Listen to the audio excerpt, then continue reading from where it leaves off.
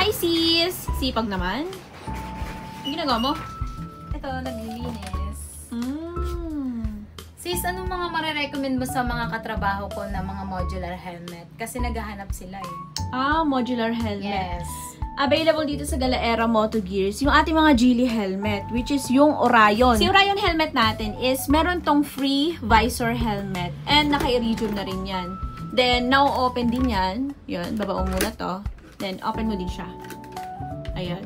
You know, dual visor na rin siya. Nabababa din tong nasa loob. Isa sa nagagandahan ako sa helmet na to, kadalasan kasi yung mga modular helmet, pag luma na, bumabagsak na lang yung bigla. Eto si modular helmet, Orion. May lock yan dito. Kaya pag halimbawa na luma to at nasira yung lock nito, huwag kayong mag-alala kasi meron siyang lock dito. Ayan o. Ayan, hindi na yan babagsak. Ayan. Tapos, unlock lang natin. Pwede na yan ibaba. Meron tayong tatlong kulay niyan. Itong kulay gray natin. Tapos, white, glossy black. Magkano to? 4,500 pesos lang. Ate, ba ito ipasok sa financing? Oo naman. Pwede.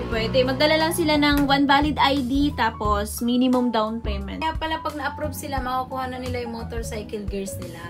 Kaya ano pa hinihintay nyo? Pumunta na kayo dito sa Galaera Moto Gears.